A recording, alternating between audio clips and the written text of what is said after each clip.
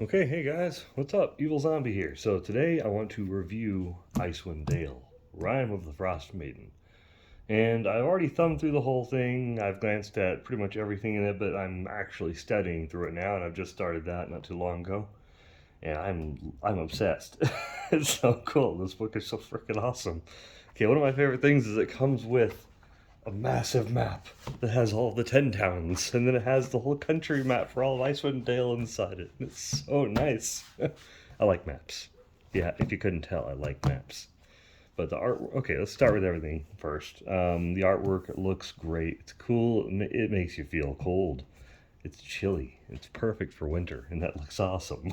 The back has that matte part right here. Of course, more glossy over here. I guess the retail is at 50, but I got this for Christmas. I think it was like 25 on Amazon. My wife got it for me. This adventure is, of course, it's 5th edition, but it's for levels 1 through 11. That's cool. So it goes all the way up to 11. Then if you really want to go farther, you can always do like was a dungeon of the Mad Mage, which goes up to 20, I think. But yeah, let me just go over this a little bit. Of course, we have our mandatory blank pages that have nothing. You have some fun, what's it called? Some fun disclaimers. They have a nice fun disclaimer where it's funny. It's a nice clever thing where it's about testing your metal, and if you're not up for the challenge, and you can go to the hells instead. And it was funny. I like their creative disclaimers that they have in like every book. Let's see, it has a big list of contents. This is a big chunky book. It's over 300 pages. Let's see, the afterwards on 320. It's a big book. There's a lot of fun stuff. But in the beginning of it, in the far north, it tells you about the general book, about the area where you're at. Then we get into the 10 towns where it talks, and of course all the lore, like what the basic adventure is based around. And then we get into the 10 towns, which are literally 10 towns where the players can choose any of them. One of my favorite things about this adventure is that it's so open-ended for the beginning of it. It doesn't have to start in one place. Every time you start this game, you can start in a different town. You can choose any of the 10 towns, and then it gives you 2 starting quests to be able to jump into with that. And that's so cool. And they can get to like level 4 by doing the quests in the 10 towns, and then they can go on with the rest of the quests, and then so forth. But it's so cool, and you have like the main gist of things in the beginning sections. Oh, look at the artwork. It's so cool. It makes you feel chilly. I like it. Tells you a bit about running adventure like normal, but this is cool. I like the adventure flowchart. I'm a big fan of these. So the adventure flowchart's nice. It just kind of tells you where you're at for what levels you're going to. There's like 1st to 4th levels, 10 towns. 4th level and higher, Icewind Dale. 4th to 5th level, Sunblight. So you want to make sure you're at least done with the 10 towns before you start chapter 2. You're starting at 6th level for chapter 4, and 7th level for chapter 5, 8th level for chapter 6, and then you want to make sure you're at least 9th level, or possibly 11th level if you really want to. If you have some players like to grind a little bit, let them, because they might need it. This is a very deadly adventure.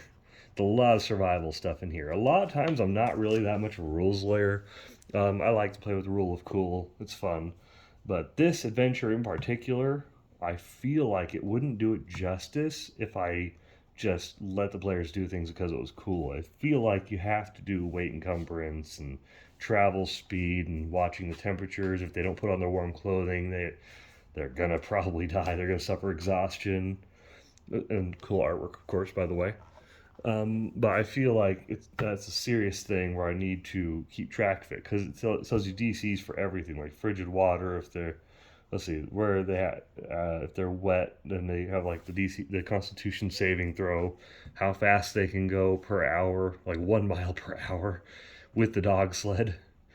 On foot without snowshoes, it's like a 1/4 mile per hour. It's so difficult to get anywhere. And it's freezing, extreme cold. They have rules for it, for everything. But you automatically pass those saving throws if you're wearing warm clothing, which is just a normal thing in this place. And I love this, I love this, I love this. This is one of my favorite things. A pronunciation table for everything. Every flippin' thing. It's a pronunciation table. I love this. I don't have to guess. I hate that.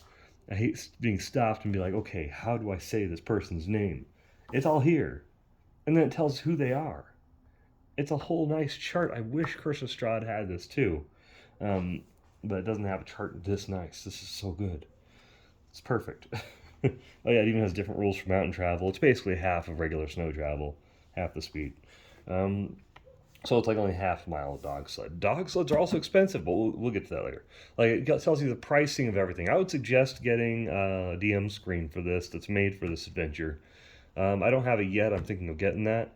It's like $11 or something like that on Amazon, I think.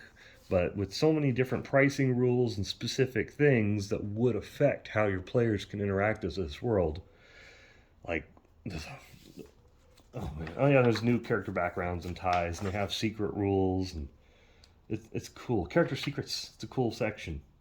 It gives them different things to be untrusting about. Okay, 10 towns. Where is it? Where is it? Oh, cool artwork. I love that. Okay, this. This is an awesome creature. They can ride this if they pay 50 gold. Or they can get dog sled for 20 gold to hold 300 pounds, and each wolf that they get for 50 gold can pull 360 pounds. So they get a team of those suckers. Oh, dog sled can only hold one person, but you can store all your crap on there. You can store so much stuff on there. It's so cool. Pricing for winter clothing, so many cool things. I'm loving this. I'm loving this. The different factions and stuff. I like the maps. The maps are a nice color. Everything has that kind of blue tint, but I like the way it's laid out. I like the way it's presented. It doesn't just look like a cheaply done map. It has the nice backgrounds on everything and then little decorations on the sides. I like the way it's done. Like everything about this is fantastic, and the artwork is beautiful. And there's interesting dialogue, and it feels like it. Here, let me. This also looks cool. I don't know. Oh yeah, and this map is also cool. It's well done. But there we go. I love the artwork in this book, and it has so many interesting things of dialogue. It's not just guesswork half the time. And look at this, so cool. It's so cool. I'm sorry, I'm geeking out a little bit. I couldn't actually talk, I swear. But the cool thing about this is it flows well from piece to piece in the adventure. When I was reading through it, it actually seems to go well together, and I do like the way that the cave areas are done. The grids are nicely visible. Everything is very clear and concise on it, and you're not really wondering what anything is. It just looks nice. And I already showed you this one a little bit, but this cool artwork. I'm just kind of skipping through things. Yeti's awesome. It's awesome. I'm gonna scroll a little farther. Where is that guy? Oh yeah, Arl's Abode. Arl's a cool boss in this. This is one that I love the way that they describe her, and they give you a whole thing on role-playing Arl. The cool thing about her is you need to run her as robotic as possible. You basically want to come across as she doesn't give a crap. She doesn't care. She's not hyper. She looks down on you, and she just doesn't care if you're alive, if you're dead, if you're sick. It's like she's just cold and unfeeling because she is the embodiment of winter's wrath. And her house says that. But the creature is so cool. It's so cool. I love everything about that.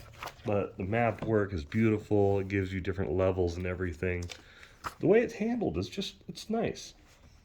Test the Frostmaiden score. I like it.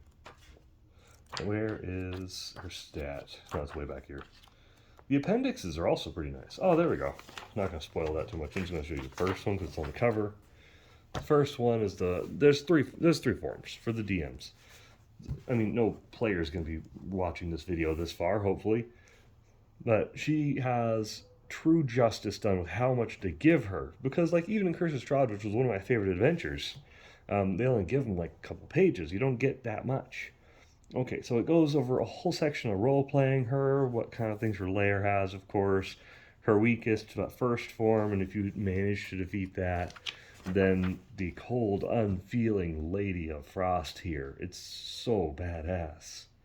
It tells like what they call the different forms, what kind of worshippers worship them, all that. What it looks like specifically, of course. Like this is a 7 foot tall owlbear looking thing, or like a snowy owl looking thing. You got 10-foot tall lady.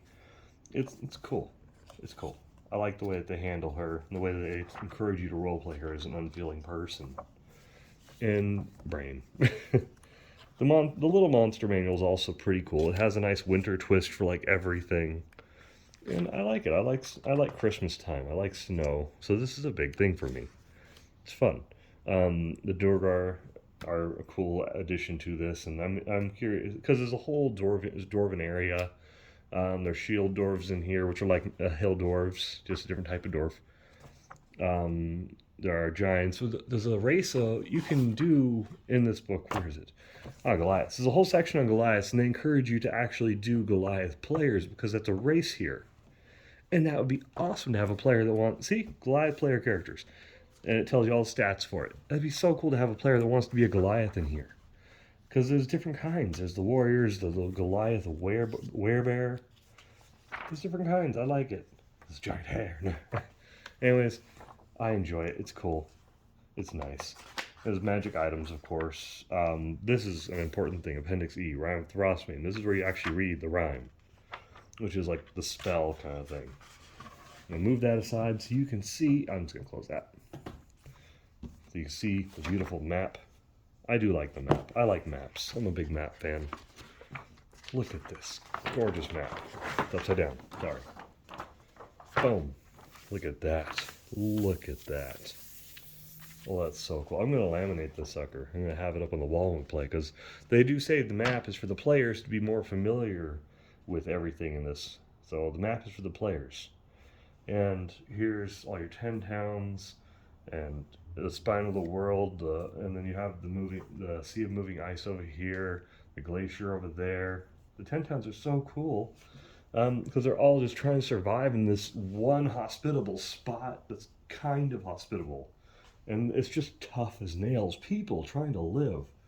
And some of the towns are... Oh, I love the way they portray the towns. None of the towns are the same. I didn't say that. The towns are not just cookie-cutter things and it doesn't matter where you go. The towns treat the people differently. Some of them have some of them have an inn. Some of them have a hotel like people can stay in. But some of them only have like an attic for you to crowd into that's frozen. Some of the towns sacrifice people. Some of the towns sacrifice food. Some of the towns sacrifice warmth and they won't light anything. They'll huddle together naked for body warmth because they're trying to do sacrifices to this Frostmaiden to bring back the sun. And her motives and everything, it goes in line with their character really well. I love everything about it. Here are the 10 towns. This is like the main one right here, kind of. This is a good one, I think. A lot of things happen in there. But none of them are a bad choice. They're all interesting. And this gives the players something that they can like actually see and then not wonder where the heck they are based on your descriptions. And I love this map. It's so cool. I don't know. I'm a big map fan. Curse of Strahd map, I got that one laminated. I had that hanging up for a good while. I love it. So another thing I want to try and make a good habit for while I'm doing all these different book reviews is I want to pick out a set of dice that I will be using for this adventure. And I already know which one I'm going to be using. I pulled it aside. It's here in my bag. This one. This is the dice I'll be using for this adventure because it seems very fitting. It just looks frosty and cold, like it's trapped snowflakes inside in a little winter storm, you know? I don't know. I like that. It matches. I'm colorblind. It might be purple, but I think it's blue. But yeah. Oh, I landed on I actually put it on the nat 20. Cool. Okay. But anyways, guys, thanks for watching. I appreciate you. Links in the description below, of course. I'll put my Amazon affiliate link for this. I'll put the link for the DM screen for it if you want to try and get that with this. There are minis and all kinds of different things you can do. I'm not as big a person with minis. I do theater of the mind a lot, but I might consider that. I might even go on DM's Guild and try and get like the whole digital set so I can do it with my board here, you know? I don't know, I'll figure it out. I'm excited to run this. I want people to run this for. If you want to play this game, let me know because I am into it. So I'll see you guys later. Have a good one. Bye.